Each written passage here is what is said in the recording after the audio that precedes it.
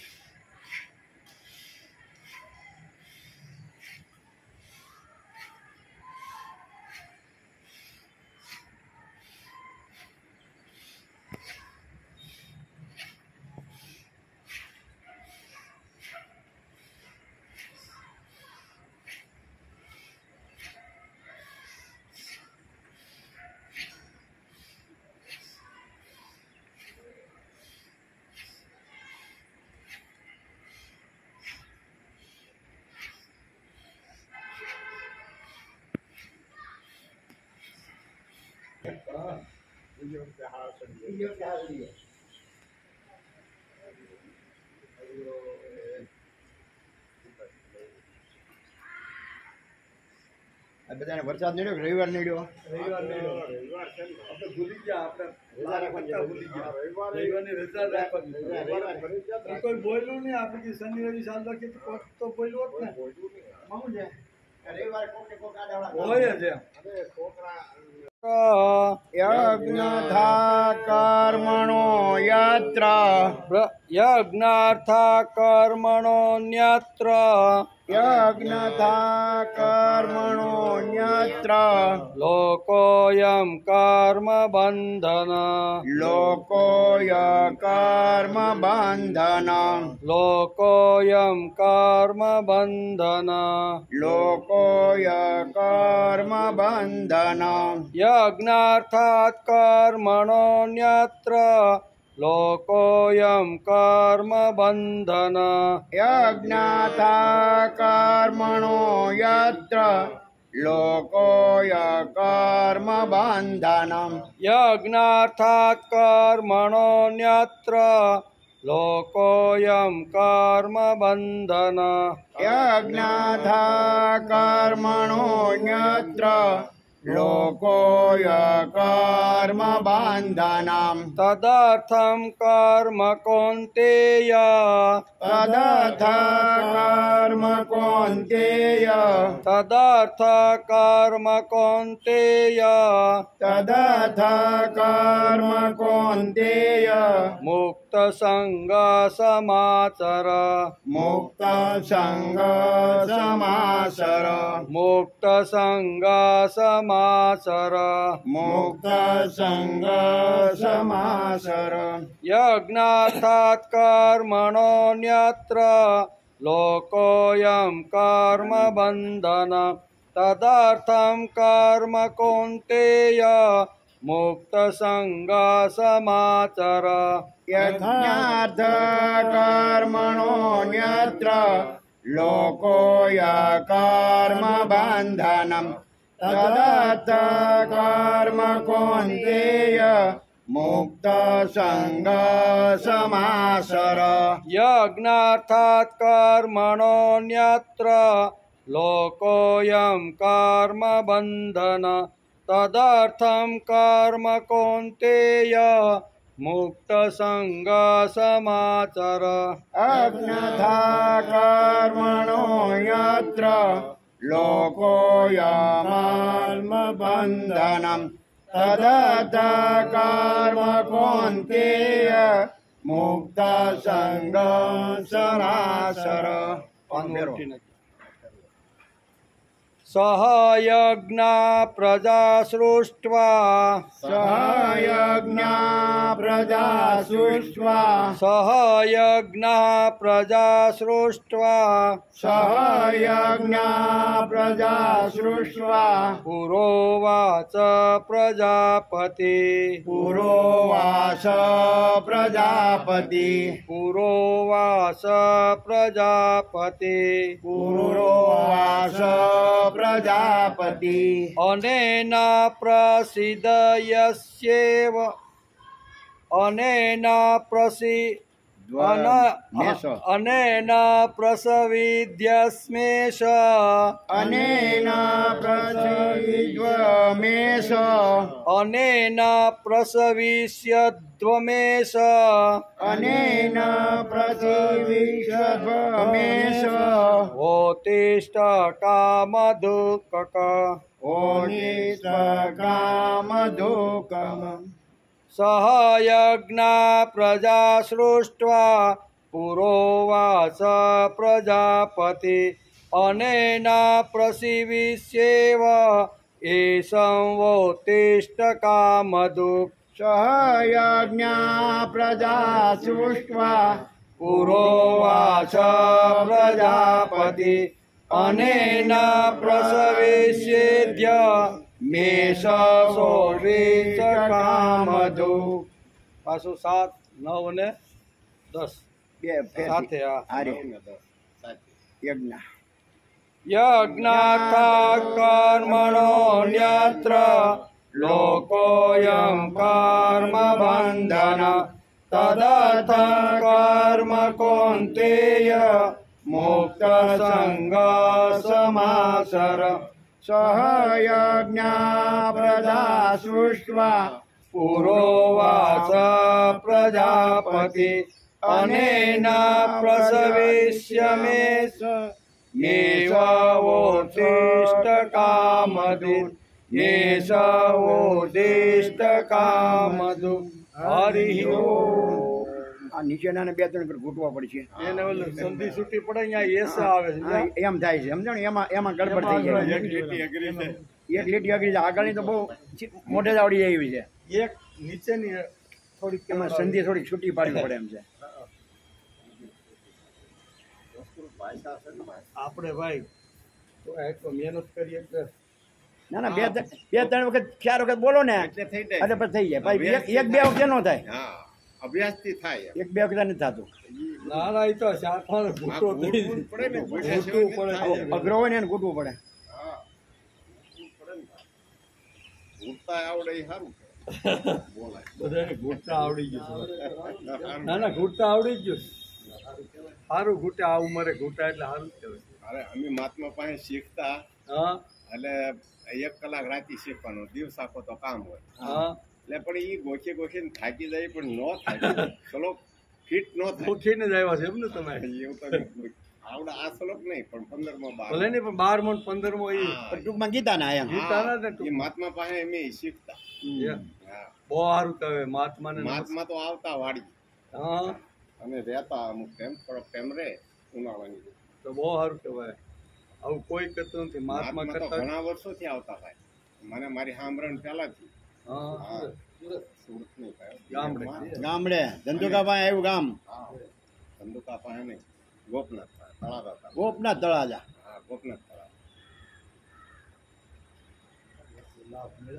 સારું કહેવાય ને ભાઈ 12 ને 15મો જે ઘૂંટાડ્યો એટલે યારે એ મહિમને શીખ્યો હા. શિવ તાંડવ સ્તોત્ર શીખવું પછી પશુનામ પતિ શીખ્યું ઘણું તો શીખ્યું ઘણું શીખ્યું હતું ઘણું શીખ્યું તો પણ અમારે પછી 20 સમૃદ્ધિ દાખ થઈ આપણને એટલે ખેતીના કામમાં લાગી જાય એમાં ખેતીના કામમાં જ હતા અને ખેતીમાં જ હોય. આ શીખતા હતા તો અઘરું જણાવે ને ઘણું અમને તોય સારું કહેવાય ઈ મહાત્માને ધન્યવાદ દેવા પડે કોઈ આવા પ્રયત્ન નથી કરતા હે પછી આ શિવ પંચાક્ષર મંત્ર શીખવો હતો હા પછી આત્મસટક ઈ શીખવું આત્મસ્તક હા હા ઈ શીખ્યું મનોબોધય હા મનોબુદ્ધિ ઈ ઘણું અમને શીખ્યું હતું 4-5 જણા અમે મારી જેટલી ઉંમરના હતા ને હા. અમે રોજ શીખવા જતા અને એને અમારે વાડીને પડખે જ હતું વાંચતા છે હા બહુ સારું હો ભાઈ. પ્રાર્થના કરો હાલો પ્રાર્થના પેલા પાણી ઉકળી દેવ સુતં દેવં કંચચારુણમર્દન દેવકી પરમાનંદ કૃષ્ણં વંદે જગદ્ગુરુ ગુરુ બ્રહ્મા ગુરુ વિષ્ણુ ગુરુદેવો મહેશ્વર ગુરુ સાક્ષાત પરબ્રહ્મ તસ્મૈ શ્રી ગુરુદેવ નમઃ નારાયણ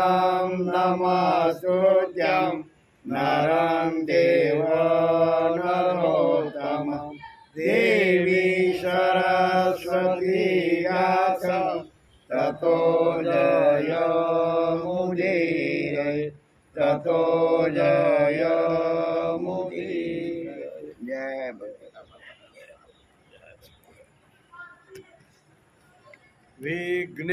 विघ्नेश्वराय वरदाय सुरप्रियाय लंबोदराय जगनाय जगतिकाय गौरीसुताय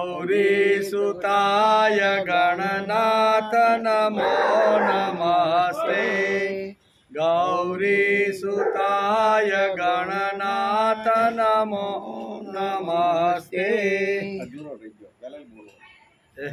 अजूरो रही गयो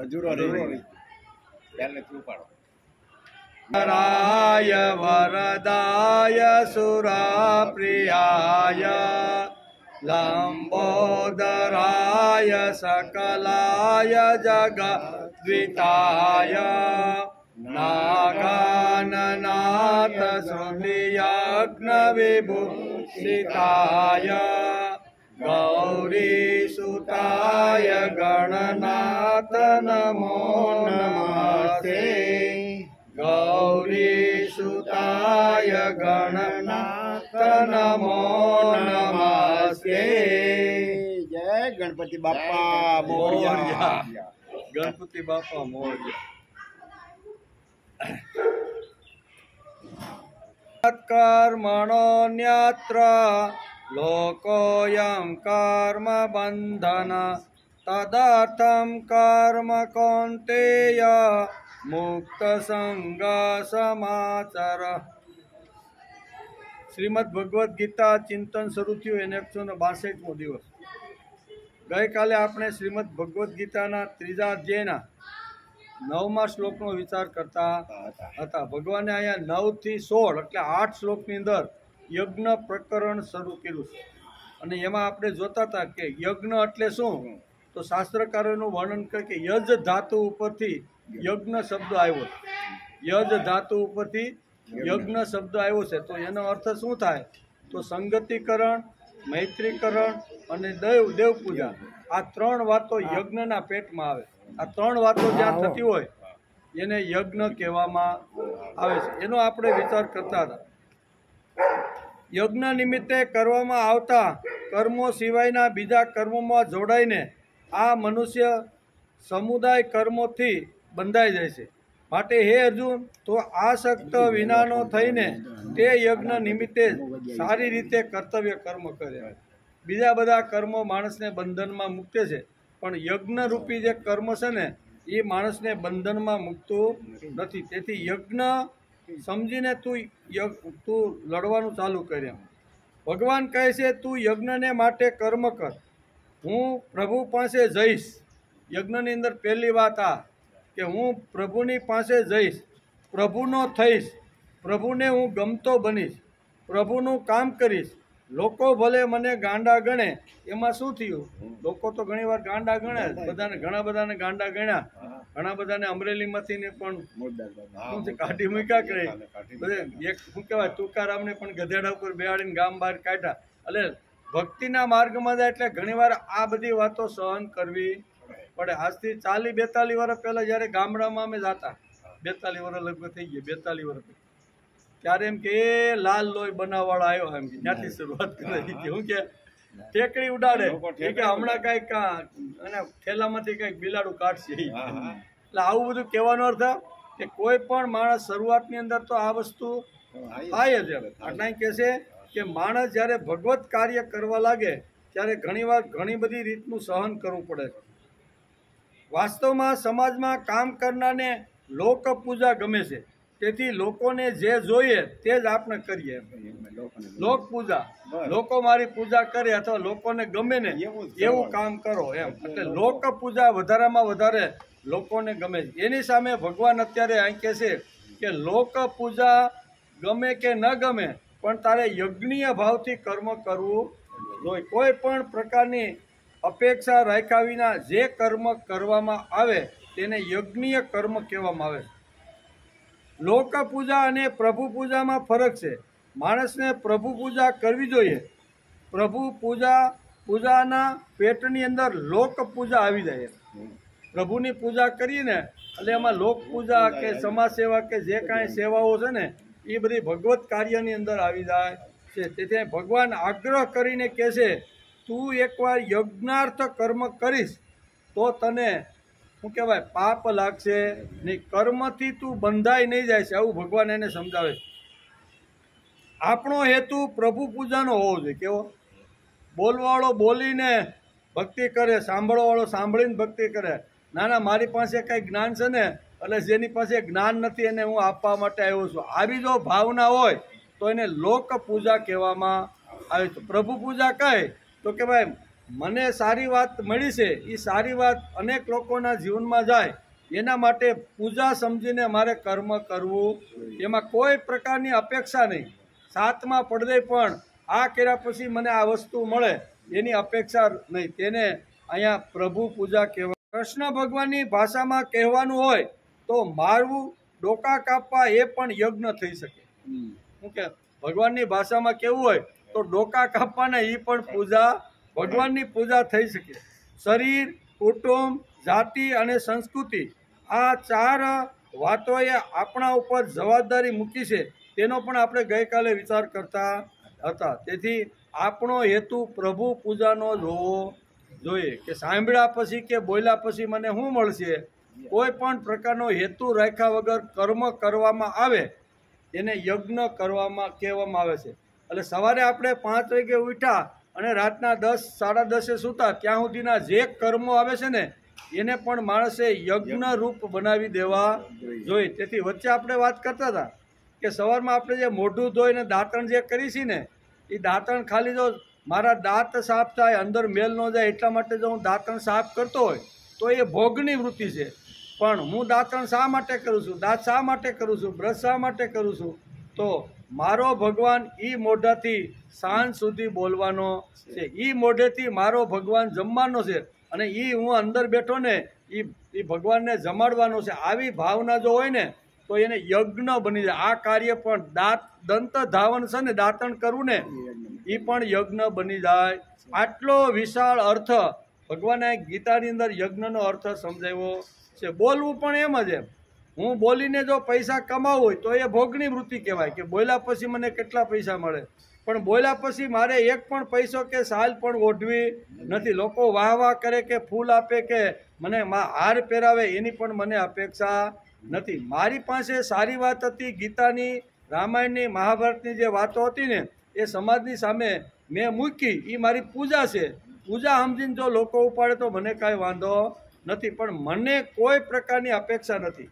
એટલે આ ભાવનાથી જો માણસ બોલવાનો પ્રયત્ન કરે ને તો એનો બોલવું પણ યજ્ઞ થઈ જાય છે. આ બધી બોલવું, ખાવું, સાંભળવું, ચાલવું જે કાંઈ કૃતિની અંદર થોડું ઘણું પરિવર્તન લાવી અને આ ભગવાનની સાથે કર્મને જો જોડી દેવામાં આવે ને તો બધા જ કર્મો પૂજાને પાત્ર થઈ જાય છે. તેથી ભગવાને કીધું કે ડોકા કાપવાને એ પણ એક તારો યજ્ઞ છે. કારણ કે તે જ કહી દીધું કે મારે પૃથ્વી ઉપરનું રાજ્ય જોતું નથી, સ્વર્ગનું રાજ્ય મળે તો એ આગળ કીધું ને કે 3 પ્રકારના રાજ્ય મળે ને તો પણ મારે યુદ્ધ કરવું નથી, મારે આના ડોકા કાપવા નથી. એમ પૃથ્વીનું રાજ્ય, પછી સ્વર્ગનું રાજ્ય, ઇન્દ્રની ગાદી મળે ને બહુ સ્પષ્ટ અર્જુને આગળ કીધું છે કે આ 3 રાજ્ય મને મળે તો પણ મારે યુદ્ધ કરવું નથી, મારે ડોકા કાપવા નથી. ભગવાન કે થોડોક વિચાર તું બદલી નાખ. સંસ્કૃતિના કાર્ય માટે જ્યાં ધર્મ અધર્મ તાગડ ધીંગા કરે છે ને ધર્મનો સત્યાનાશ કરવા માટે જે લોકો જે ઊભા થયા છે ને એના ડોકા જો તું કાપીશ ને તો એ પણ તારો યજ્ઞ બની જશે. ડોકા કાપવા એ પણ યજ્ઞ છે. અર્જુન તો ના જ પડતો હતો. આના કરતાં હાથમાં ભિક્ષાનું પાત્ર લઈને હું બોલ્યો છે કે દ્રોણ અને ભીષ્મને મારવા કરતાં હાથમાં ભિક્ષાનું પાત્ર લઈ અને 5-7 ઘેરે માગી અને મારો નિર્વાહ ચલાવીશ, પણ હું આ લોકોના ડોકા કાપવાનો નથી. એવું જ્યારે અહીંયા અર્જુન ભગવાનને કહે છે ત્યારે ભગવાન આ શ્લોકની અંદર કહે છે કે ભાઈ તું યજ્ઞાર્થ કર્મ કર. કેવું? સંસ્કૃતિ માટે. સંસ્કૃતિ આજે રડે છે, આંસુડા પાડે છે, ભર સભાની અંદર આવી રીતના મહાન લોકોની વચ્ચે એક જ સ્ત્રીનું જો આવી રીતનું શિરહરણ થતું હોય તો સામાન્ય સ્ત્રીનું શું થશે? આજે આટલા બધા ઊભા હતા ને આવી રીતનું થાય તો સામાન્ય સ્ત્રી સમાજમાં જે ફરશે ને એની કોઈ આવી રીતની એનું શિયળ કોઈ દિવસ બચવાનું નથી. આમ કરીને કહેશે કે આવા જે નરાધમો છે, આવા સંસ્કૃતિ વિરુદ્ધ જે કામ કરે છે, અધર્મનો સાથ લઈ અને ધર્મના નામે તાગડ ધીંગા જે કરે છે ને, આવા લોકોના ડોકા કાપીશ ને તો તને પાપ લાગશે નહીં. પણ દ્રોણાચાર્યને કેમ મારવું? ભીષ્મને કેમ મારવું? એ તો શું કહે છે, દુર્યોધન જે છે ને, દુર્યોધન છે, દુશાસન છે, જરાસન છે. માનો કે ભગવાન શિવજીની લિંગ હોય, આપણે હોય ને દરેક મંદિરમાં જાય ભગવાન, તો એની ઉપર ઘણીવાર અવાહરું મંદિર હોય તો એની ઉપર ઘણીવાર રાતના સમયે ઉંદરડા આટા મારતા હોય, મંદિરમાં ઘૂસી જાય અને એને તો કાંઈ નથી કે આ ભગવાનની લિંગ છે. એટલે ભગવાન ઉપર આવીને બેસે અને પૂજારી સવારે આવીને જોયે કે આ તો ઉંદરડા ભરાય શિવલિંગ ઉપર બેસી ગયા છે, હવે શું કરવાનું? પૂજા કરવાની કે પાછું વળી જવાનું? ત્યારે એ માણસ વિચાર ન કરતા ઉંદરડાને કાપે કે નહીં, અને ઉંદરડાને કાપતી વખતે શિવલિંગને થોડોક ધક્કો પણ લાગે છે. હું ઉંદરડાને બહાર કાઢતા માટે, ઝાપટતા માટે શિવલિંગ ઉપર પણ ઝાપટ્યું જાય કે ન જાય? એટલે પિતામાં ભીષ્મ અને દ્રોણાચાર્ય લિંગ છે, પણ દુર્યોધન દુશાસન જેવા લિંગ ઉપર બેસી ગયા છે. હવે એ લિંગને તું મારવાનો જો પ્રયત્ન કરીશ તો કદાચ આને લાગશે ભાઈ, થોડી ઘણી ઈજા એને થાય, પણ ત્યારે એ ચિંતા કરવાની જરૂર. આટલું સરસ ભગવાન અર્જુને અહીંયા યુદ્ધ માટે આટલી બધી વાત કરી કે ભાઈ આ બધા ભગવાનની તુલ્ય છે દ્રોણાચાર્ય. અને તારી વાત બરોબર છે કે જે પૂજા કરવા જેવા લોકો છે એવા લોકોને હું શા માટે મારું? તારો પ્રશ્ન બરોબર છે. જેના ખોળામાં તું નાનાનો મોટો થયો, જેણે તને વિદ્યા ભણાવી, હવે કોઈ પણ માણસ હોય તો આટલું તો થાય ને કે ભાઈ એના સામું હથિયાર મારે કેમ ઉપાડવું? તો તારી વાત તો બરોબર છે, પણ આ બધા જે ઉંદરડા છે ને એ શિવલિંગ ઉપર આવીને બેસી ગયા છે. શિવજીની પૂજા તો કરવી જ જોઈએ, પણ હવે બેઠા છે તો શું કરવાનું? તો કે માર ઉંદરડાને. પણ કે આ મારું ને આને લાગી હતી કે ભલે થોડી ઘણી ઈજા થાય, બરાબર, થોડા ઘણા મરશે, પણ તારે મારવાના તો પાકા છે. એમ આ બહુ સરસ રીતે ભગવાન અહીંયા અર્જુનને કહે છે કે ડોકા કાપવા ને એ પણ યજ્ઞ થઈ જાય. આમાં તારો બિલકુલ સ્વાર્થ નથી, કારણ કે તે આગળ કહી દીધું કે મારે પૃથ્વીનું રાજ્ય, સ્વર્ગનું રાજ્ય કે પાતાળનું રાજ્ય મારે જોઈતું નથી. યુદ્ધ કરવાથી મને આ બધું મળવાનું છે, પણ એ મારે જોતું નથી. ત્યારે ભગવાન કહે છે પણ આ બધા તાગડ ધીંગા કરે એનું હું સંસ્કૃતિનો સત્યાનાશ કાઢે. સાદા બે પ્રસંગ છે, પણ આ જીતા પછી તો અનેક પ્રસંગો પાછા આવી રીતના ઊભા થશે. તેથી થોડું ઘણું આને માર્યા પછી ધર્મ રાજ્યની જો સ્થાપના થતી હોય તો આના ડોકા કાપવાને એ પણ તારો યજ્ઞ. એટલે યજ્ઞનું વિસ્તૃત સ્વરૂપ ભગવાને અત્યારે અહીંયા શું કહેવાય 9 થી 16 એટલે 8 શ્લોકની અંદર બહુ સરસ રીતે સમય એમને યજ્ઞની જ બધી વાતો આવશે એમ કે. તેથી કૃષ્ણ ભગવાનની ભાષામાં કહેવાનું હોય તો મારું ડોકા કાપવા એ પણ યજ્ઞ થઈ જશે. શરીર, કુટુંબ, જાતિ અને સંસ્કૃતિ આ 4 વાતોએ આપણા ઉપર જવાબદારી મૂકી. એ જવાબદારી આપણે નિભાવવી જોઈએ એમ કે. તેથી ભગવાન કહે છે કે મારવું, લડવું અને ડોકા કાપવા એ પણ યજ્ઞ થઈ જ શકે છે. યજ્ઞ પ્રકરણ ખૂબ જ મોટું. 8 શ્લોકની અંદર ભગવાને અહીંયા યજ્ઞ પ્રકરણની શરૂઆત કરી છે. હે અર્જુન, તું રાજ્ય સુખને માટે નહીં પરંતુ સંસ્કૃતિના સંરક્ષણ માટે શત્રુઓનો નાશ કર. હું કદાચ તને એમ થાય કે હું આ કરીશ ને મને હસ્તિનાપુર મળશે અને પાછું આપણું ઇન્દ્રપ્રસ્થ પાછું મળી જાય, કદાચ તારે ન જોતું તો કાંઈ નહીં, પણ સંસ્કૃતિના સંરક્ષણ માટેની ક્ષત્રિયોની અત્યારે જવાબદારી આવી ગઈ છે. કારણ કે સંસ્કૃતિનું રક્ષણ કરવા માટે ક્ષત્રિયોએ આખી એક જાત આખી ઊભી કરી દીધી છે. એટલે ભગવાન કહે છે, તેથી કહે છે યજ્ઞાથાત કર્મણો ન્યત્ર લોકોયમ કર્મ બંધન તદર્થમ કર્મ કૌંતેય મુક્ત સંગ સમાચર. લોકોયમ કર્મ બંધન, લોકોને ગમે એવા કામ કરીશ તો તું બંધનમાં આવી જાય. સમાજને સારું લાગે એવું બોલીશ ને એવું કામ કરીશ તો 100% તને બંધનમાં આવી જાય. પણ લોકોને સારું લાગે કે ન લાગે, પણ હું મારી ભક્તિ માટે હું મારી પૂજા કરું છું, આ હેતુથી કોઈ પણ કર્મ જો તું કરીશ ને તો એ કર્મ યજ્ઞ બની જશે. અને યજ્ઞાર્થ કરેલું જે કર્મ છે ને એને કર્મ બંધન નડતું નથી. તેથી તને કર્મનો ડર છે ને કે કર્મ કરીને એટલે એની અંદર કોઈ દોષ તો આવે ને આવે, તેથી મારે કર્મ કરવું નથી. એમ આ અર્જુનનો આ પ્રશ્ન હતો, એના જવાબમાં ભગવાન બહુ સરસ રીતે આ સમજાવશે.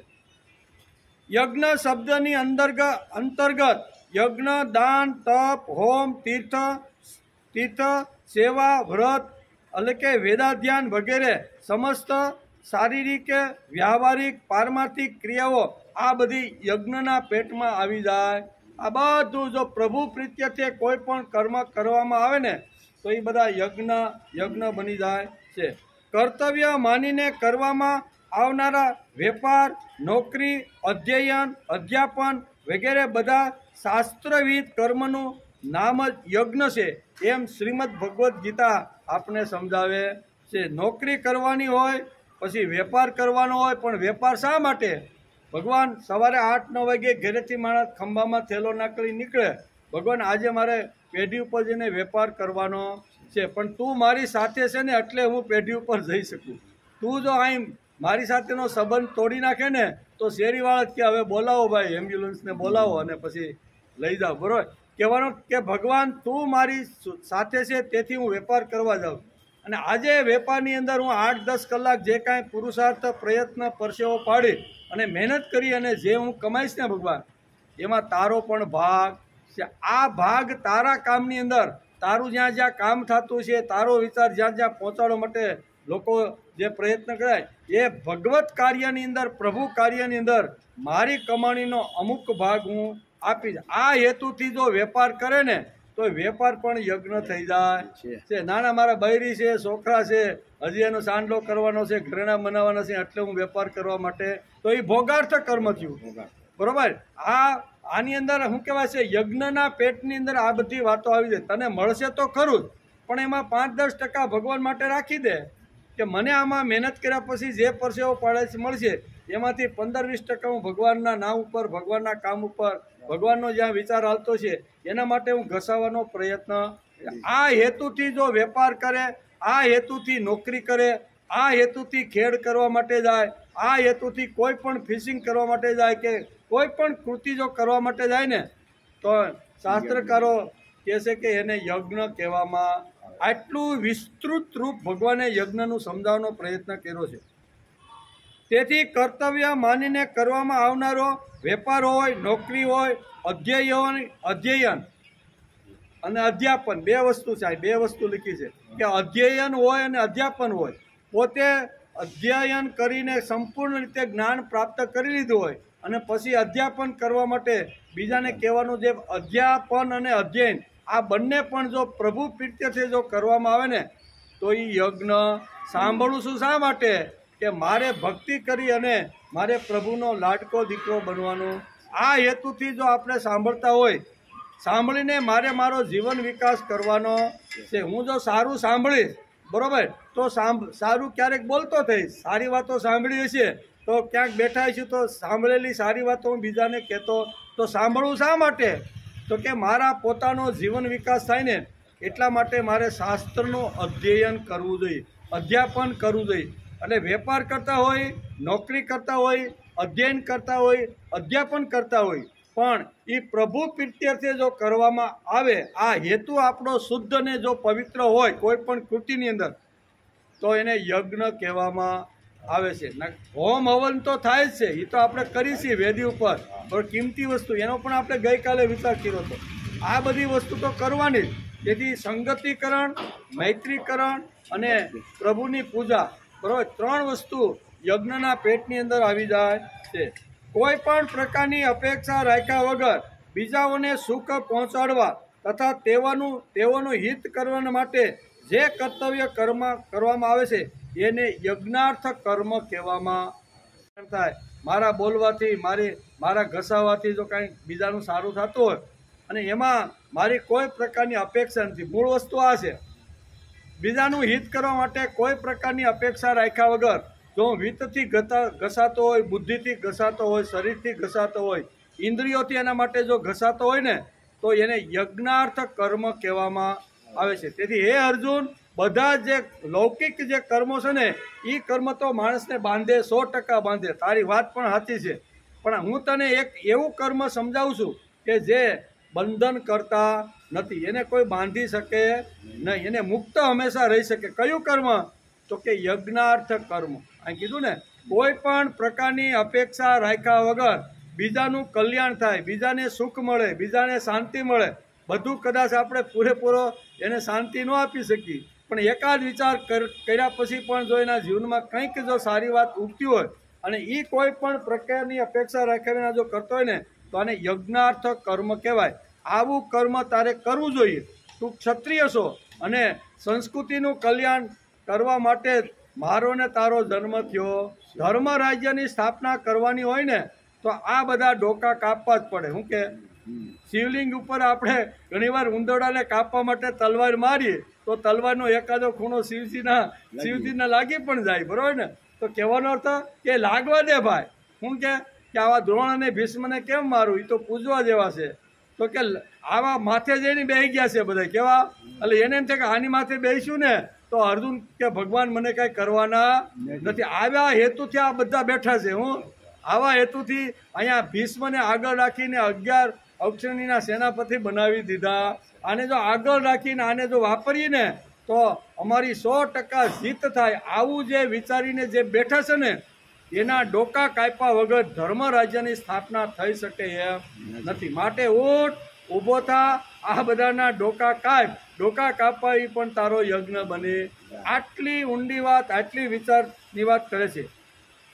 બીજી વાત કહે છે કે યજ્ઞાર્થ કર્મો કરવાથી આ શક્તિ બહુ જ શીઘ્ર દૂર થઈ જાય છે અને કર્મયોગીના સઘળા કર્મો નષ્ટ થઈ જાય છે.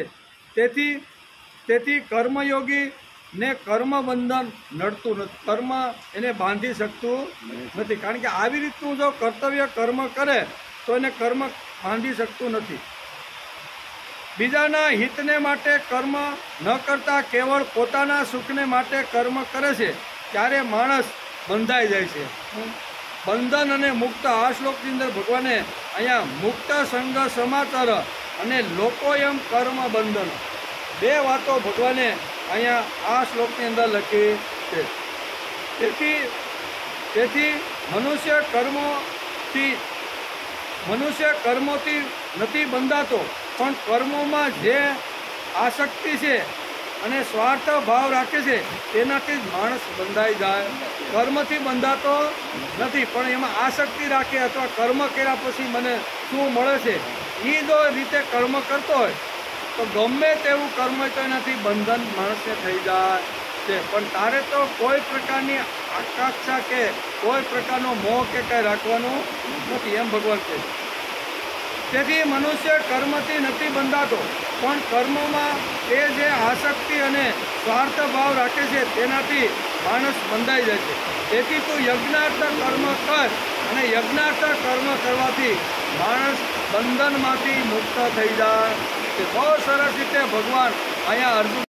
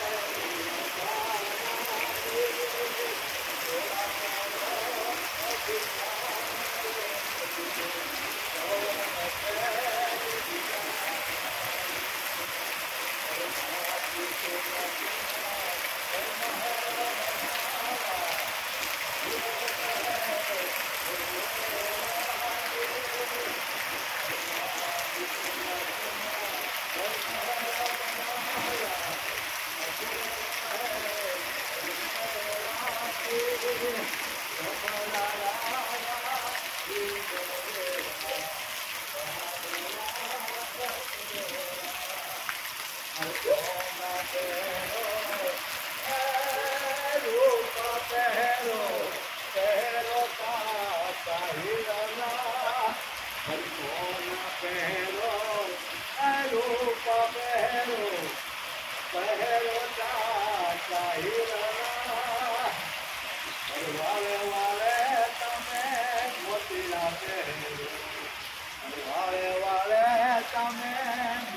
જાડા પહેરો હોય મરણ કેરી આશા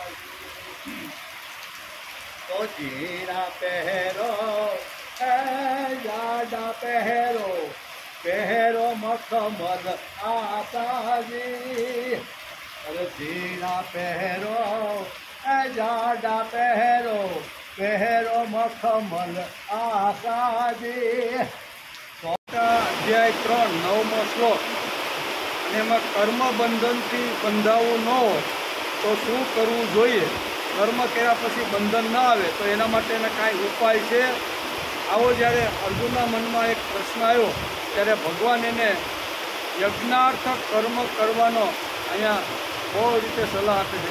આ એક જ કર્મ એવું છે કે જે માણસને કર્મ બંધનથી બંધા બાકી કોઈ વાત કરો, કથા કરો, વાર્તા કરો, કોઈ પણ જગ્યાએ જાઓ પણ જો થાળ સામે મૂકીને જો કથા કરતા હોય તો સમજી લેવાનું કે આ પણ ભલે કથા કરે છે પણ એને બંધન તો આવે ને આવે. તેથી યજ્ઞાર્થ કર્મની વાત ભગવાન અર્જુનને સમજાવે છે, એનો વિચાર હાલે છે. તેથી કહે છે કે આસક્તિ અને સ્વાર્થ ભાવથી કર્મ કરવું એ જ બંધનનું કારણ છે. આ બંને વસ્તુ નીકળી જાય એટલે માણસને બંધન લાગતું નથી, એમ અહીં કહે છે. પછી કહે છે યજ્ઞ મનુષ્યના જન્મની સાથે જ ઉત્પન્ન થયો છે અને એની સાથે જ એ મૃત્યુ સુધી રહેશે. મનુષ્ય એનાથી અલગ થવાનો પ્રયત્ન કરશે તો યજ્ઞથી માણસ અલગ થવાનો નથી. કારણ કે યજ્ઞ એટલે ખાવું, પીવું, બોલવું, ચાલવું, સત્કર્મ કરવું, જે કાંઈ ક્રિયાઓ છે ને એ બધી યજ્ઞની અંદર બધી આવી જાય છે. તેથી જન્મથી અંત સુધી માણસની સાથે યજ્ઞ રહેશે આવું ભગવાનને બહુ સ્પષ્ટ રીતે કહેવાનું છે. બીજી વાત ગીતાકારનું કહેવું છે કે સાચા અર્થમાં કરાયેલો યજ્ઞ મનુષ્યને માટે મનોકામનાઓ પૂરી કરનારી કામધેનુ છે. કેવી ભગવાન માટે સત્કર્મ કરીને પણ જો યજ્ઞ કરવામાં આવે તો એ કામધેનુ છે એવું કહેવાનું છે.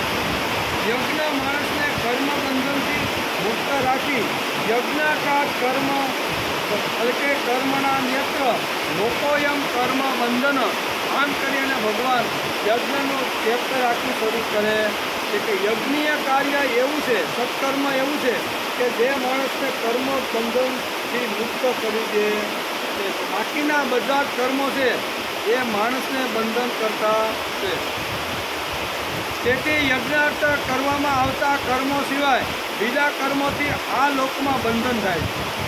યજ્ઞાર્થ કર્મ સિવાયના બીજા જે કર્મો છે ને એ સંસારની અંદર માણસને બંધન કરતા છે. માટે હે કુંતી પુત્ર, તું આ શક્તિ છોડીને યજ્ઞના એટલે કે યજ્ઞના નિમિત્તથી કર્મ કર તો તને બંધન લાગશે. શું કહે છે? તો તને બંધન લાગશે નહીં. બાકી બધા કર્મોમાં બંધન તો છે. કોઈ પણ કર્મ વિશિષ્ટ ભાવનાને લીધે યજ્ઞ બની શકે છે. મનુષ્યના જીવન વ્યવહારમાં ક્ષણે ક્ષણે યજ્ઞ થઈ શકે છે. તેથી તું યજ્ઞાર્થ કર્મ કર. નાહવાનું હોય, ધોવાનું હોય, બોલવાનું હોય, ચાલવાનું હોય. હું મારો ઘરનો ઉમરો ઓળંગીને શા માટે જાઉં છું? એમાં જો સ્વાર્થ અને આવી રીતનો મોહ, બીજો કાંઈ ધનનો મોહ ન હોય તો એ ઘરનો ઉમરો ઓળંગીને બીજાના ઘરે જઈને સારી વાતો કરવીને એ પણ એક યજ્ઞ બની જાય. એટલે યજ્ઞને વિસ્તૃત રીતે ભગવાને સમજાવવાનો પ્રયત્ન કર્યો છે. બીજી વાત, મનુષ્યનું આયુષ્ય યજ્ઞમય હોવું જોઈએ. મનુષ્યનું બોલવું, મનુષ્યનું ચાલવું, ખાવું, પીવું, સૂવું અને જાગવું સર્વ યજ્ઞરૂપ માણસના હોવા. આ બધું જો યજ્ઞાર્થ પ્રભુ પ્રીત્ય છે અને ભગવાન માટે હું કરું છું આવી ભાવના બોલવા, ચાલવા, બેસવા, ઉઠવામાં હોય ને તો એ બધા કર્મને યજ્ઞ કર્મ કહેવામાં આવે છે. તેથી જન્મથી મૃત્યુ સુધી માણસની સાથે યજ્ઞ તો છે ને છે જ. ઉદર ભરણ નોહે જાણીને યજ્ઞ કર્મ. જમવાની સામાન્ય ક્રિયામાં હું મારી અંદર બેઠેલા ભગવાનને જમાડું છું આવી જો ભાવનાથી જમવાનું કર્મ થતું હોય તો જમવાનું કર્મ યજ્ઞ બની જાય. આમાં ક્યાં અઘરું છે ભાઈ? હું શા માટે ઉદરભરણ કે પેટ ભરવા માટે જમતો નથી, પણ અંદર ભગવાન બેઠા છે એ ભગવાનને હું જમાડું છું. આવી ભાવનાથી યજ્ઞ શિષ્ટા સિંહના સંતો આમ મંત્રો બોલીને જો જમવાની શરૂઆત કરે તો એ જમવું પણ માણસનું યજ્ઞ બની જાય કે હવે આમાં ક્યાં યજ્ઞ અઘરો છે. આટલા વિસ્તૃત અર્થથી 8 શ્લોકની અંદર ભગવાન યજ્ઞનું પ્રકરણ આપને સમજાવે છે. બીજી વાત, જમતી વખતે ભોજન કરતી વખતે જો આવી ભાવના જોડવામાં આવે તો ભોજન એ પણ આપણો યજ્ઞ બની જાય છે. આપણે ગઈકાલે જોતા હતા કે યજ ધાતુમાં દેવ પૂજા, સંગતિકરણ અને મૈત્રીકરણ આ 3 વાતો યજ્ઞના પેટમાં છે. એનો પણ આપણે ગઈકાલે વિચાર કર્યો. દેવી સંપત્તિવાળા લોકોનું નામ દેવ. દેવ કોને કહેવાય? તો કે દેવી સંપત્તિ જેની પાસે છે એના માટે દેવ શબ્દ છે.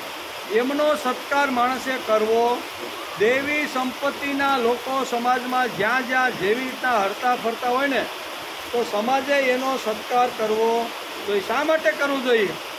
તો કે દેવી સંપત્તિ એટલે જે તેજસ્વી છે, કેવો કોઈની પાસે લાંબો હાથ કર્યા વગર પોતાના ઉદરભરણ માટે પ્રયત્ન કરી અને રોટલો કમાઈ લે છે.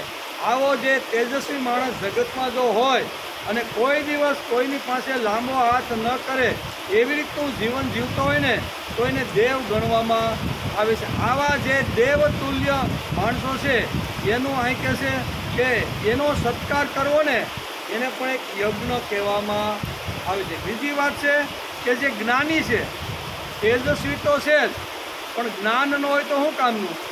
બાળી રાખે ને. પણ એની સાથે જ્ઞાન હોય તો, એટલે કે તેજસ્વી હોય, જે જ્ઞાની હોય, જે પ્રેમાળ હોય અને જે ભાવપૂર્ણ અને નિષ્પૃહી હોય, આવા દેવ જેવા લોકો સમાજની અંદર જો ફરતા હોય ને તો એનો સત્કાર કરવો આ એક દેવ યજ્ઞ કહેવામાં આવે છે. દેવ શાસ્ત્રી આપણે ઘણીવાર પોતાના પ્રવચનમાં આ યજ્ઞનું મહત્વ અને મહાત્મ સમજાવે છે. બીજી વાત, સામાન્ય જનોનું સંગતિકરણ થવું જોઈએ. કેવું? સામાન્ય જે લોકો છે એ બધા સંગઠિત થઈને અમે બધા એક થઈ કરો એટલે તેમનું સંગઠન ઊભું કરવું, તેમનામાં મૈત્રી ભાવ જગાડવો એ યજ્ઞ છે.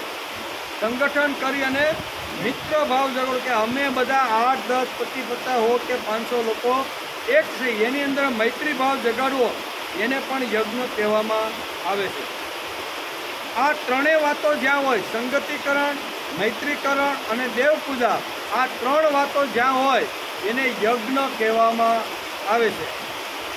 આ રીતે જોતા સત્કાર, સંગઠન અને ઉપકાર એ 3 યજ્ઞના લક્ષણો અને યજ્ઞના તત્વો છે. યજ્ઞના તત્વો કયા છે? તો કે પહેલું તત્વ છે જે સજ્જન છે, જે દેવ જેવા છે એનો સત્કાર થાય, સારા લોકોનું સંગઠન થાય, એની અંદર મૈત્રી ભાવ ઊભો થાય અને મૈત્રી ભાવ ઊભો થાય. આ 3 વાતો જે છે ને એ 3 વાતો એને યજ્ઞ કહેવામાં આવે છે. બીજી વાત, જે કર્મથી સન્માનીય મનુષ્યનો સત્કાર થાય છે, એટલે કે જનતાનું સંગતિકરણ, સંગઠન થાય છે, જેનાથી એટલે કે વિષમતા નિર્માણ ન થતાં મૈત્રી ભાવ સર્જાય છે તેને યજ્ઞ કહેવામાં આવે છે. જેનાથી દાન એટલે કે દીનજનોનું દૈન્ય દૂર થાય છે એને યજ્ઞ કહેવાય છે.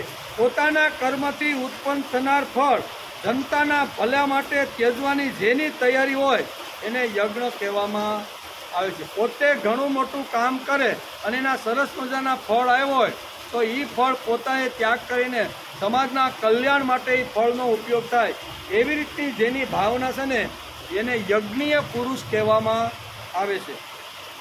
યજ્ઞમાં હોમ હવનનું પણ પ્રાધાન્ય છે.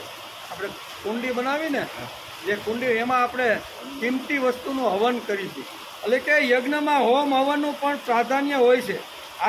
આપણા મોટા ભાગના સંસ્કારો અગ્નિની સાક્ષીએ કરવામાં આવે છે. પછી લગ્ન કરવાના હોય તો પણ લગ્ન મંડપમાં આપણે કહીએ છીએ ને ભાઈ ગોર બાપાને બોલાવો, યજ્ઞ મંડપ કરો અને યજ્ઞની સાથે વર વધુને જોડો. કંઈક નહીં, રામ અને સુગ્રીવની દોસ્તી થઈ ને ત્યારે હનુમાનજી કે ઉભા રહ્યો હોય છે, તમે બે મિત્ર થવા માટે તો તૈયાર થયા છો પણ 2 મિનિટ જાળવો, એમ કરીને હનુમાનજી અગ્નિ લાવે છે અને અગ્નિની સાક્ષીએ અહીં મૈત્રી ભાવ આખો ઊભો કરે છે. કોઈ વસ્તુ મિત્રતા ઊભી કરવાની હોય, લગ્નની અંદર બે જણાને જોડાવાનું હોય ને, તો એ બધા જે કર્મો છે ને એ અગ્નિની સાક્ષીએ જ કરવામાં આવે છે. પછી હોમ હવન એ અગ્નિ પૂજાનું પ્રતીક છે. અગ્નિમાં સ્વાહા શક્તિ અને સ્વધા શક્તિ રહેલી છે, તેથી અગ્નિની પૂજા કરવાની. અગ્નિની અંદર આ બે પ્રકારની શક્તિ હોય છે. સ્વાહા એટલે આપણે જે કાંઈ હોમીએ એ પોતે ખાઈ જાય, બરોબર ને. આપણે તલ કે ઘી કે જે અગ્નિ યજ્ઞ શું કહેવાય યજ્ઞમાં પ્રગટાવેલો હોય અને એમાં આપણે જે કાંઈ ખાઈએ, તો ભગવાનને જમવા માટેના બે મોઢા છે. કેવા? ભગવાનને ખાવું હોય તો કયા મોઢાથી ખાય? તો કે ભાઈ એક તમે અગ્નિને આપો ને એટલે ભગવાન જમી લે, કે ભગવાનને પહોંચી ગયું. અને બીજું બ્રાહ્મણના મોઢાની અંદર અથવા બ્રાહ્મણને તમે બ્રહ્મ ભોજન કરાવો તો એ ભગવાનને પહોંચી ગયું. શા માટે? તો જૂના કાળના બ્રાહ્મણો શા માટે એને ભોજન શા માટે કરાવતા? તો કે રાત દિવસ એ બ્રાહ્મણો પ્રભુનું કામ કરવા માટે પોતાની સાંકડી ખટખટ કરતી બધી જગ્યાએ જાતી હતી. સમાજમાં સંસ્કાર સિંચન કરવાનું કામ બ્રાહ્મણ કરતો હતો. સમાજની અંદર તેજસ્વીતા, પ્રભુ કાર્ય ઊભું થાય, નીતિમત્તાના ધોરણો સમાજની અંદર ઊભા થાય, માણસ પ્રામાણિક બને, એના માટે રાત દિવસ બ્રાહ્મણ પ્રયત્ન કરે. અને એ પ્રયત્ન કરનાર આવો જે વર્ગ છે, આવા વર્ગને જમાડો તો એ ભગવાનને પહોંચી જાય. એટલે ભગવાનને આપણે જમાડવા હોય ને તો એક યજ્ઞ કરવાનો, અને યજ્ઞની અંદર કિંમતી જે આપણી વસ્તુઓ છે, ઘી છે, બધું તલ છે, એની આહુતિ આપી એટલે ભગવાનને ડાયરેક્ટ પહોંચી જાય છે. તેથી યજ્ઞનું ખૂબ જ અગ્નિ અને યજ્ઞનું ખૂબ જ મહત્વ છે. એટલે કે બે શક્તિઓ, સ્વાહા શક્તિ અને સ્વધા શક્તિ. અગ્નિ આપણું જે છે ને એ સ્વાહા એટલે બધું લઈ લે, ખાઈ જાય, અને સ્વધા એટલે માણસ અગ્નિ જેવો તેજસ્વી હોય, પોતાના પગ ઉપર જ ઊભો રહે, એને સ્વધા આત્મધારણ શક્તિ, કે હું લાચારી કર્યા વગર, દિન બાપડો બન્યા વગર હું મારો રોટલો મારી જાતે પેદા કરીશ, પણ કોઈની દાઢીમાં હાથ નાખીને હું રોટલો માગીશ. આવી જે શક્તિ નિર્માણ જે કરવાનું કામ છે ને એ અગ્નિ કરે છે. તેથી અગ્નિના બે કામ, એક સ્વધા શક્તિ નિર્માણ કરવાની અને એક સ્વાહા શક્તિ. સ્વાહા એટલે બધું હોમીને ખાઈ જવાનું, અને પોતાના પગ ઉપર ઊભા રહેવાની ધારણા ઊભી કરવાની. આ બે તાકાત, બે શક્તિઓ છે. સ્વાહા શક્તિ આત્મસમર્પણની પ્રેરણા આપે છે, જ્યારે સ્વધા શક્તિ આત્મધારણનું સૂચન કરે. આત્મધારણ એટલે મારા પગ ઉપર જ હું ઊભો રહીશ, કોઈની દાઢીમાં હાથ નાખીને હું જીવવા માગતો નથી. ભલે સૂકો રોટલો મને ભગવાન કૃપાથી મહેનત કર્યા પછી જે કાંઈ મળશે ને એમાં પ્રભુનો પ્રસાદ સમજી અને હું પ્રસાદ સમજીને હું જમવાનો પ્રયત્ન કરી, પણ મારું પોતાનું જ આ ભાવના અગ્નિ આ ઊભી કરે છે. તેથી અહીં કહે છે કે સ્વાધા શક્તિ આત્મધારણનું સૂચન કરે છે, માર્ગદર્શન આપે છે. તેથી યજ્ઞ કરવાની ઈચ્છા રાખનાર મનુષ્ય આ બે શક્તિઓ કેળવી જોઈએ. કેવી? કોઈને યજ્ઞ એટલે આપવાનું. ભાઈ ખિસ્સામાં ભગવાને જો કંઈ સંપત્તિ આપી હોય તો કોઈનું કલ્યાણ થાય એના માટે થોડુંક દાન પણ માણસે કરવું જોઈએ. પછી શરીર સારું હોય અને શરીરથી આપણું કોઈનું જો રક્ષણ કરી શકતા હોય, કોઈ એવી અઘટિત ઘટનાઓ સમાજમાં ફરતા હોય અને આપણે તેમ થાય કે આ બધા હરામખોરો બહેનોનું આવી રીતનું શિયળ લૂંટે છે ને ભગવાને જો શક્તિ આપી હોય તો પોતાની શક્તિથી પણ એને બચાવવાનો પ્રયત્ન કરવો જોઈએ.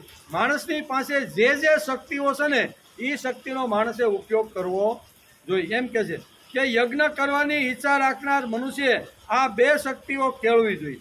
અગ્નિ પોતે બળીને જગતને હૂંફ અને ઉષ્મા આપે કે નહીં. અત્યારે તો ગેસ આવી ગયા, પણ જૂના કાળમાં ચૂલો આપણે ઠરવા જ ન દેતા. દેવતા કદાચ જો બુજાઈ ગયો હોય ને તો વાતે ગાતે પાડોશમાંથી આપણે લેવા જાય કે બેન આજે કોને શું થયું, મારો દેવતા ઓલવાઈ ગયો. તે કહેવાનો હતો કે આ જૂના કાળની અંદર આ અગ્નિ બે કામ કરતી. એક તો હૂંફ આપે, બરોબર ને, શિયાળાના દિવસો હોય અને રોટલા ઘડાતા હોય ને બાજુમાં બેઠા હોય ને તો આપણે ઉષ્મા મળે કે નહીં, ગરમી મળે, ઠંડી આપણી જતી રહે છે. તેથી આપણે હૂંફ અને ઉષ્મા બંને અગ્નિ આપને આપે છે. વૃક્ષો પોતાની બધી શક્તિઓ સમાજને સમર્પિત કરે છે અને વૃક્ષ પોતાના પગ ઉપર ઊભું રહે છે. વૃક્ષોને જે કાંઈ શક્તિ છે ને એ શક્તિ સમાજને સમર્પણ કરે છે. પોતાની રીતે જમીનની અંદર ઊભો રહે છે, પોતે જ બધો જે કાંઈ ખોરાક હોય પોતે જ મેળવે છે, અને એ મેળવ્યા પછી એની અંદર જે કાંઈ ફળ આવે, એની અંદર જે કાંઈ ફૂલ આવે ને એ સમાજના ઉપયોગ માટે આ વૃક્ષ કરતું રહેલું છે. તેથી જગતને હું સાંયડો આપું છું, જગતને હું ઓક્સિજન આપું છું, જગતને હું ફળ અને ઔષધિઓ આપું છું. તેથી મારું પૂજન કરવું જોઈએ એવી અપેક્ષા પણ વૃક્ષ રાખતો. આપે તો ખરું, બધું જ આપે ને. પીપળા નીચે બેઠા હોય 24 કલાક ઓક્સિજનનો ધોધ વરસાવે.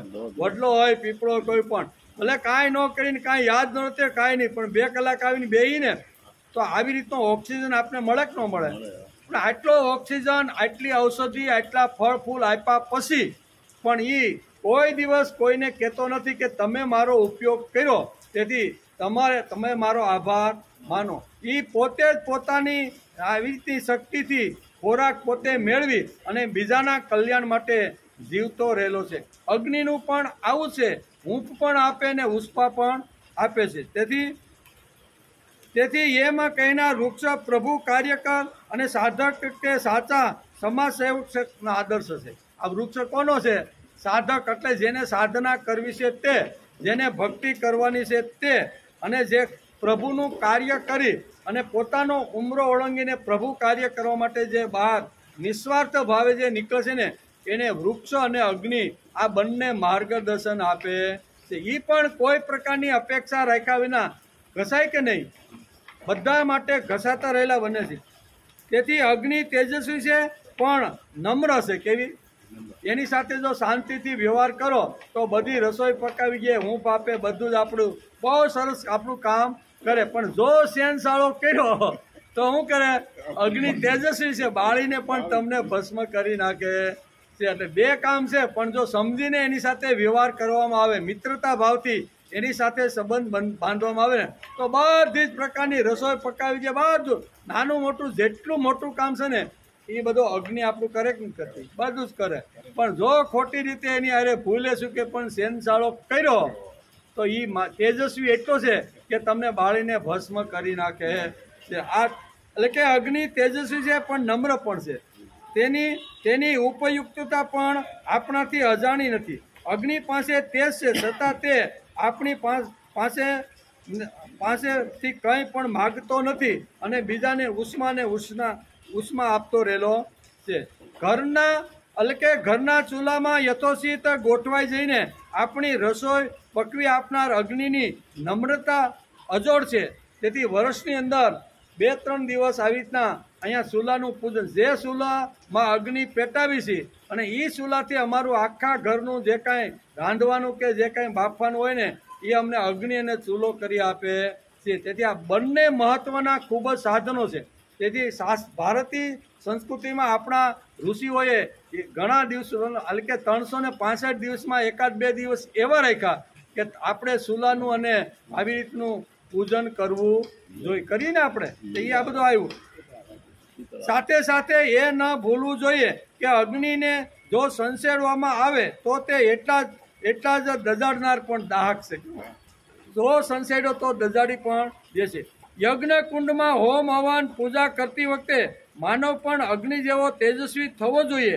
એ ભાવનાથી યજ્ઞ જો કરવામાં આવે કે અગ્નિ જે મને તેજસ્વી બનાવે છે, મારે પણ તેજસ્વી થવાનું છે. અગ્નિ પણ આવી રીતનો ઉષ્મા અને હૂંફ આપે છે, એમ મારે પણ સમાજની અંદર હૂંફ અને ઉષ્મા લઈ જવાનો છે. તેથી માનવ પણ અગ્નિ જેવો તેજસ્વી થવો જોઈએ. તેણે આખા વિશ્વની સેવા કરવી જોઈએ, કારણ કે તે વિશ્વભરનું છે. આખું વિશ્વ કોનું છે? ભગવાને બનાવેલું છે. ઉત્પત્તિ પણ એરે કરી, સંભાળવાનું પણ એ જ કામ કરે છે, અને જરૂર પડે તો નાશ કરવાનું કામ પણ, પ્રલય કરવાનું કામ પણ એ કરે છે. પણ સાથે સાથે કોઈ તેને ગજવામાં મૂકવાનો પ્રયત્ન કરે અગ્નિને, કોઈ કે ના આપણે તો અગ્નિને ગજવામાં, કોઈ તેને જો ગજવામાં મૂકવાનો પ્રયત્ન કરે તો તે બાળી મૂકે એવો તેજસ્વી અગ્નિ પણ છે. મિત્રતા ભાવે જો કરીને તો આપણે માલમાલા કરી દે છે. બરાબર? માલમાલા કરે કે નહીં? આપણે ગેસની ગાડીઓ બધી હાલે છે, એ ગેસ જ છે ને, અગ્નિ છે ને એક ટાઈપનો. અહીંથી ગમે ત્યાં જાવ તો અડધા ભાવમાં આપણે, ભલે એની પેટ્રોલના ભાવ ગમે એટલા મોંઘા હોય, પણ અડધા ભાવમાં અગ્નિ પહોંચાડી દે કે નહીં? તો માલમાલા જો સમજીને એની સાથે વ્યવહાર કરવામાં આવે ને તો ઘણા બધા આપણા કામો ન માગતા ન કહેતા કરે છે. તેથી આપણા ઋષિએ પણ પોતાનું જીવન પ્રભાવી અને તેજસ્વી બને તે માટે અગ્નિ પાસે યજ્ઞકુંડ પાસે પ્રાર્થના પણ કરી. શું છે? જે વખતે યજ્ઞ પેટાવેલો હોય, બ્રાહ્મણો આવી રીતના બેઠેલા હોય અને મંત્ર બોલાતા હોય, બરોબર, તો એની અંદર પણ આપણી આહુતિઓ આવી રીતની અપાતી હોય. શા માટે? તો કે ઋષિઓએ કીધું યતે યજ્ઞે તેજસો નાહમ તેજસ્વી ભૂયસામ. આ વેદનો મંત્ર છે. અગ્નિ પાસે બેસી અગ્નિકુંડ માટે જે યજ્ઞની પાસે આપણે પછી અહીંયા ઘરધણી હોય કે યજમાન હોય કે પછી બ્રાહ્મણ હોય, પણ જે વખતે સ્વાહ સ્વાહ કરે છે ને ત્યારે આ મંત્ર બોલવામાં આવે છે. યતે અગ્નિ તેજસ્નામ તેજસ્વી ભૂયાસા યતે અગ્ન વર્ષસ્થાનમ વર્ચસ્વી ભૂયતા યતે અગ્ને હસ્તે નારમ હરસ્વી ભૂયતા. કારણ કે વેદના છે, આ વેદની રૂસાઓ છે, તો એનું ગુજરાતી થાય છે યતે અગ્ને તેજસ્નામ તેજસ્વી ભૂયસા. એનો અર્થ થાય હે અગ્નિ તારા તેજથી મને તું તેજસ્વી બનાવ. શું કહેવાનું? હે અગ્નિદેવ તારા તેજથી તું મને તેજસ્વી બનાવ. બીજી વાત છે યતે અગ્ને વર્ચસ્વનામ વર્ચસ્વી ભૂયસા. હે અગ્નિ તારા તેજથી મને તું વિજયી બનાવ. કોઈ જગ્યાએ મારો પરાભવ નહીં થાવ, ગમે ત્યાં જાઉં ને તો મારો વિજય જ થાય. આ અગ્નિ પાસે બેસીને યજમાન અને બ્રાહ્મણો યજ્ઞને પ્રાર્થના કરે છે. યતે અગ્ને એટલે કે હરસ્તે નામ તેજસ્વી ભૂયતા, એટલે કે મને વર્ચસ્વી થવા દે, બધો કચરો મારો બાળીને તું બધો સાફ કરી નાખ. અગ્નિ પાસે બેઠા પછી અગ્નિની પાસે જ્યારે પ્રાર્થના કરીને ત્યારે યજ્ઞની અંદર આ મંત્ર બોલવામાં આવે છે કે હે અગ્નિદેવ અમારા વિચારો અમારું જીવન તું તેજસ્વી બનાય. અમારી અંદર જે કાંઈ કચરો છે, અજ્ઞાનનો હોય, વેમનો હોય, પાખંડનો હોય કે ઘણા બધા કચરા મગજ અને બુદ્ધિમાં ભરેલા છે, એ કચરાને હે અગ્નિદેવ તમે બાળીને ભસ્મ કરો અને મને તેજસ્વી થવા દે. એમ આ મંત્રની અંદર યજ્ઞ કરતી વખતે, યજ્ઞની અંદર સ્વાહા સ્વાહા કરતી વખતે આ મંત્રો બોલવામાં આવે છે. બધો જ કચરો બાળી નાખનાર તારા તેજથી મારો પણ બધો કચરો બાળી નાખનાર તું થા, મારું બધું પાપ હરનાર થા. હે અગ્નિ તું મારું સંગતિકરણ, મૈત્રીકરણ અને દેવ પૂજા, આ મારી જે શ્રદ્ધા છે એને તું મજબૂત બનાવવાનું કામ કર. યજ્ઞ એટલે આ દેવ પૂજા, સંગતિકરણ અને મૈત્રીકરણ, આ ત્રણ જે વાતો છે ને એ મારી મજબૂત થાય એવી રીતનું હે અગ્નિદેવ તમે અમને વરદાન આપો. અગ્નિ પાસે, યજ્ઞ કુંડ પાસે આ બધી માગણીઓ આપણી બધી હોય છે. આપણું સમગ્ર જીવન એક અવિરત ચાલતો રહેલો યજ્ઞ છે. શું છે?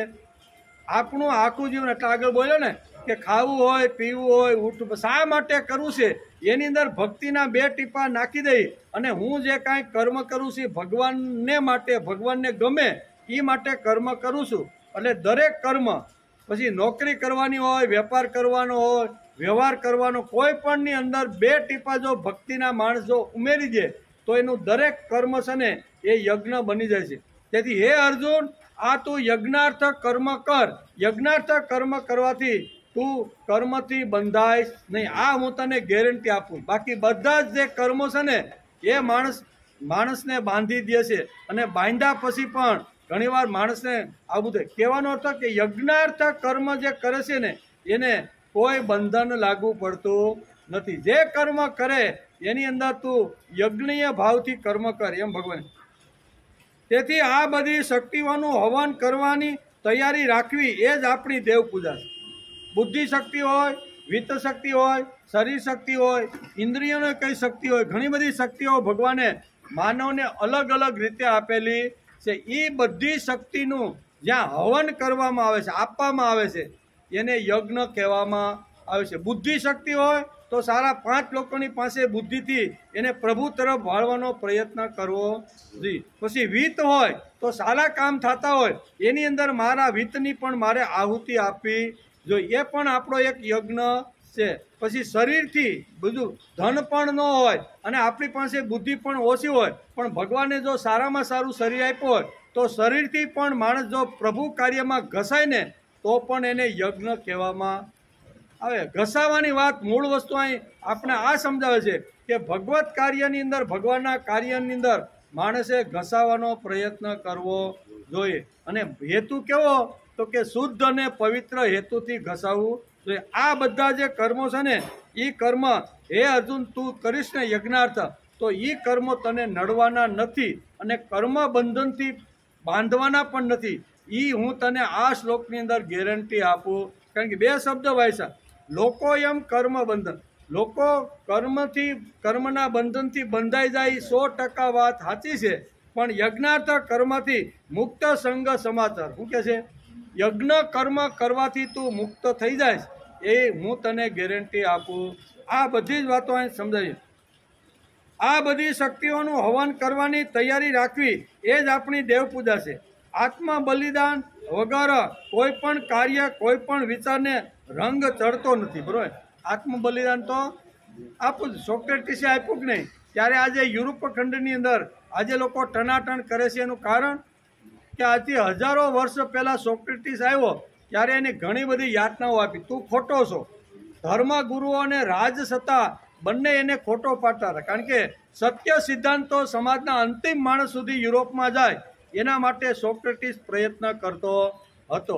અને શું કહેવાય, આ લોકો જે ચર્ચ છે ને, આપણે જેમ મંદિર છે ને એમ એટલે કે ઈસુનું આવી રીતના મંદિરો, ચર્ચ હોય છે.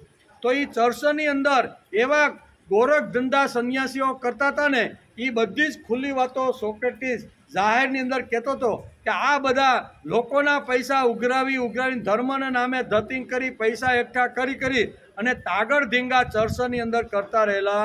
લોકોને પૈસે બહુ જલસા કરે છે, મોટી મોટી ગાડીઓ, હેલિકોપ્ટરમાં ફરે, ખાવા પીવાના જોરદાર જલસા બધા કરે છે. આવા લોકોને સોક્રેટિસે ખુલ્લમ ખુલ્લા ઉગાડા પાડવાનો પ્રયત્ન, તમે અધાર્મિક છો. શું કે લોકોના પૈસા લઈને તમે અધર્મનું અધાર્મિક કામ કરો છો. ત્યારે ધાર્મિક નેતાઓ જે એક હાલના હતા તે અને રાજનેતાઓને પણ ખુલ્લા પાડતા કે તમે લોકોના કર અને ટેક્સ ઉઘરાવી અને સમાજને જે જોઈએ એને બદલે તમે તમારું આવી રીતનું હિત કરતા રહેલા. એમ કરીને બંનેને ખુલ્લા પાડ્યા. એટલે બંનેએ વિચાર કર્યો આપણે સાથે મળીને આનું ઓપરેશન તો કરવું, આ હારું જોઈ. તેથી એને પહેલો બોલાવ્યો ધાર્મિક લોકોએ પોતાના ચર્ચમાં કે ભાઈ તું અમારા વિરુદ્ધમાં જે વાત કરે છે ને એ બધું છોડી દે, અમે જે કરી છે એના વખાણને બધું કહે. એ કે ના, એ તો શક્ય.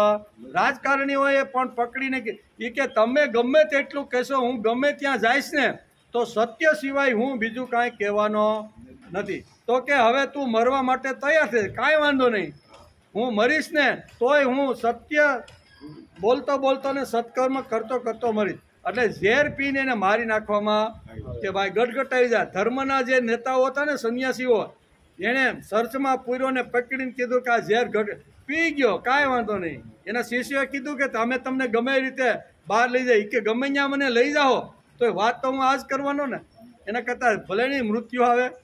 કહેવાનો અર્થ કે આવી રીતનું બલિદાન આપ્યા વગર, માણસે આવી રીતનું કર્યા વગર સંસ્કૃતિ ઊભી રહેતી નથી. સંસ્કૃતિને ઊભી રાખવાની હોય, સમાજને જો તંદુરસ્ત રીતે ટકાવવાનો હોય ને, તો માણસે કોઈને કોઈ કંઈક ને કંઈક બલિદાન આપવું. આપણે બલિદાન કાંઈ આવી રીતનું આપવાનું નથી, પણ ભગવાને આપણે થોડી ઘણી નાની એવી જે શક્તિઓ આપી છે ને, એ શક્તિને પ્રભુ કાર્યમાં લગાડવી જોઈએ. આ આપણી શક્તિ પ્રમાણે જો કરીને તો એને યજ્ઞાર્થ કર્મ કહે.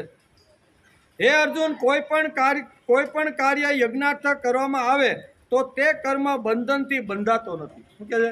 કોઈ પણ કર્મ પ્રભુ પ્રીત્યર્થે જો કરવામાં આવે, સમાજના હિત અને કલ્યાણ માટે જ કરવામાં આવે, હાથમે પડદે પણ જો એમાં એનો સ્વાર્થ ન હોય ને, તો આ કર્મ તને બંધન કરતા નથી, એવું ભગવાન આ શ્લોકની અંદર અર્જુને કહે છે.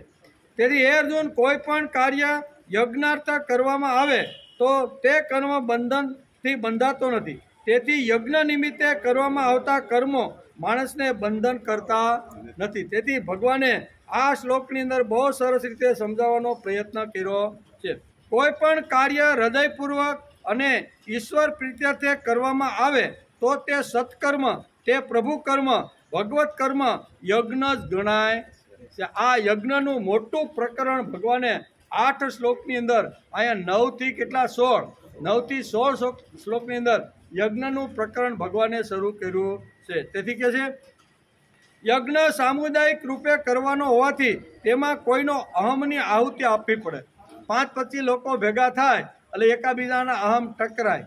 બરોબર, ટકરાય કે નહીં કે ભાઈ મેં તને 3 લાઈનમાં હાથ ખુરશી રાખવાનું કીધું હતું અને આ 10 કેમ રાખી દીધી, એટલે એકાબીજાના અહમ ટકરાય કે ન? તો એને અહમ એટલે એને આહુતિ આપી દેવા. આ યજ્ઞીય કાર્ય છે, કાંઈ વાંધો નહીં, તારા 3 એકા ને મારા 3 દૂડા, કામ પીતું. હું કોઈ પણ આવી રીતનો જ્યારે અહમ એકાબીજાના ટકરાય ને ત્યારે અહમને પોષવાને બદલે કાંઈ વાંધો નહીં ભાઈ, બરોબર ને, તારા 3 એકા તે કીધું બરોબર છે, મારી ભૂલ થઈ ગઈ, મારા 3 દૂડા, એટલે 3 દૂડા કાંઈ 3 એકાને લગે ન, તારું મોટું ભાઈ અમારું ભલે નાનું એવું રહ્યું. કહેવાનો અર્થ અહમ ટકરાય અને એ ટકરાય તો આહુતિ ક્યાં આપવાની? અગ્નિમાં. તેથી દેવ પૂજા આવી, સંગતિકરણ આવ્યું અને મૈત્રીકરણ. દેવ પૂજા એટલે અગ્નિની અંદર આપણા જે કાંઈ નાના મોટા અહમ છે ને એને અંદર હોમવાના છે, એને યજ્ઞ કહેવામાં આવે છે. યજ્ઞ આવી રીતનો સામુદાયિક થાય છે. તેથી યજ્ઞ કાર્યમાં પ્રમુખ સ્થાન ભગવાનનું હોય છે. કેવું? બીજા કોઈનું નહીં, વ્યક્તિનું નહીં. વ્યક્તિમાં તો ઘણો બધો બગાડ હોય છે. તેથી યજ્ઞીય કોઈ પણ મોટું ને મહાન કાર્ય જે થાય ને એમાં પ્રથમ ભગવાનની પ્રતિષ્ઠા કરી અને પછી જ કાર્યની આગળ શરૂઆત થાય છે. તેથી યજ્ઞ કાર્યમાં પ્રમુખ સ્થાન ભગવાનનું જ હોય છે. યજ્ઞ કાર્યમાં કોઈને હીન ઠરાવવામાં આવતો નથી. હીન એટલે ક્ષુદ્ર લાચાર ઠરાવવામાં આવતો. બધા જ અમે ભગવાનના દીકરા સાથે બનીને એક સુંદર મજાનું કાર્ય કરી રહ્યા છીએ, આ ભાવના છે. એમાં નાના બોલો ભાઈ ને હીન છે એમાં અકલ હોય એવું કોઈ યજ્ઞીય ભાવની અંદર આ ભાવ હોતો નથી. બધા એક જ પ્રભુના સંતાનો તરીકે કામ કરે છે અને સમાજમાં રહેલી ક્ષુદ્રતા, દીનતા, લાચારી, અજ્ઞાન, પાખંડ દૂર કરવાનો પ્રયત્ન કરીએ છીએ અને દૂર કરીએ છીએ. તેથી જગ્યાએ એટલે કે એ જગ્યાએ દિવ્યતા એટલે કે આ બધા જે અજ્ઞાન છે, વેમ છે, ક્ષુદ્રતા એની જગ્યાએ હું ઊભું પાછું કરવાનું? સમાજમાંથી હળવે હળવે ઓછું થાય એના માટે તો પ્રયત્ન હોય જ, અને દૂર થાય એવો આગ્રહ પણ નથી, પણ એના માટેના પ્રયત્ન છે. આ પ્રયત્ન કર્યા પછી એની અંદર દિવ્યતા આવે, ભવ્યતા આવે, તેજસ્વીતા આવે, માણસ કર્મ પ્રવણ બને. હું મારો રોટલો જાતે કમાઈશ પણ કોઈની દાઢીમાં હાથ નાખીશ નહીં, એટલે કર્મ પ્રવણતા આવે અને આત્મીયતાની પ્રસ્થાપના કરે છે. યજ્ઞનો હેતુ દેવી છે એવો વૈદિક સંસ્કૃતિનો પ્રચાર કરવાનો હોય છે. તેથી મોટા ભાગના યજ્ઞો અસંસ્કૃત સમાજની વચ્ચે જંગલોની અંદર આપણા મહાપુરુષોએ કર્યા છે. વલ્લભાચાર્ય 84 યજ્ઞ કર્યા, 84 બેઠક, એ યજ્ઞ જ કર્યા 7-7 દિવસના ભાગવત કરીને, એને યજ્ઞ કહેવામાં આવે. જે મહાપુરુષો આ જગતની અંદર આવ્યા એ ક્યાં ગયા? તો કે અસંસ્કૃત માણસ, ખાવું કેમ, પીવું કેમ, મા કોણ, બાપ કોણ, જેમ ઢોર અને પશુઓ જેમ વ્યવહાર કરે ને એવા બધા વ્યવહાર કરનાર જંગલની અંદર માણસો રહેતા હતા. આ પશુ તુલ્ય જે જીવન જીવે છે એને માણસ બનાવવાનો હોય તો એની પાસે યજ્ઞ પ્રકરણ લઈ જવું જોઈએ. પણ યજ્ઞ પ્રકરણ તો બહુ મોટું છે, 8 શ્લોકની અંદર ભગવાને કીધું છે. તેથી આજે આપણે આ શ્લોકને આજે આપણે નમસ્કાર કરીએ કે યજ્ઞ પ્રકરણની અંદર જંગલમાં જ યજ્ઞો, અહીંયા આપણા ઋષિમુનિઓ અને આપણા મહાપુરુષોએ શા માટે? કારણ એ છે કે સમાજની અંદર આવી રીતના એ લોકો પશુ ટોળામાં હોય, કાંઈ માનો ભૂંડનું ટોળું હોય, ગાય કે ભેંસનું ટોળું મોટું હોય, હવે એમાં 2 વર્ષ કે 3 વર્ષ થાય, કોણ મારો બાપો ને કોણ મારી માં, એને કાંઈ સંસાર વ્યવહારમાં કે ના આ મારી માતા છે એની સાથે મારે સંસાર મંડાય એવું કોઈ વિચાર કરે? કોઈ નહીં. એવા લોકોની વચ્ચે જઈને બેસવું અને એવા લોકોને પ્રભુ તરફ વાળવા કેટલામાં કેટલું મોટું અઘરું કામ છે. આવા લોકોને કેવું ભાઈ આ તારી માં છે, એ પવિત્ર છે, એની સાથે તારે આવી રીતનો સંબંધ બંધાય નહીં, એવું સમજાવી અને માણસને માણસ બનાવવાનું જે કામ યજ્ઞ કરતા હતા. તેથી યજ્ઞ બધા જંગલમાં અને ઋષિમુનિઓ રાત દિવસ મહેનત કરી અને પ્રભુ તરફ વાળવાનો પ્રયત્ન કરતા હતા. પણ આપણે આવતીકાલે આવશું ત્યારે 10મા શ્લોકની અંદર યજ્ઞનું ભગવાન વિસ્તૃત કરે છે. ખાલી અહીંયા કહે છે ખાલી યજ્ઞાર્થ કર્મ કરવાથી, બરોબર ને, પ્રભુ કર્મ કરવાથી આ શું કહેવાય સંઘથી એટલે કે દોષથી માણસ મુક્ત થઈ જાય છે, એને કોઈ દોષ લાગતો નથી. બાકી બધા જ કર્મની અંદર દોષ લાગે ને લાગે. એ માણસને બંધનમાં લાવે તો બંધન એટલે કે કર્મ કર્યા પછી બંધન જો ન આવે એવું કર્મ તમારી પાસે કોઈ હોય, એવો કોઈ વિચાર હોય તો તમે મને સમજાવો. એમ કરીને ભગવાન 9મા શ્લોકથી યજ્ઞ પ્રકરણ શરૂ કરે છે. આની અંદર દોષ લાગતો નથી. માણસ કર્મ કરે તો પણ બંધાતો નથી. એમ કર્મ તો કરવાનું છે, કારણ કે જન્મથી મરણ સુધી આપણું કર્મ તો ભેગું રહેવાનું છે. એટલે આ બધી વાતો છે, પણ 10મા શ્લોકની અંદર ભગવાન વિશેષ આ વાતોને સમજાવવાનો પ્રયત્ન કરવાનો છે. તેનો વિચાર આપણે આવતીકાલે. હવે આપણું રેગ્યુલર બરોબર ને. વસુદેવ સુતં દેવં પંચચાણૂરમર્દન દેવકી પરમાનંદં કૃષ્ણં વંદે જગદ્ગુરુ. ગુરુર્બ્રહ્મા ગુરુર્વિષ્ણુ ગુરુદેવો મહેશ્વર ગુરુ સાક્ષાત પરબ્રહ્મ તસ્મૈ શ્રી ગુરુદેવ નમઃ. નારાયણં નમસ્કૃત્યં નરં ચૈવ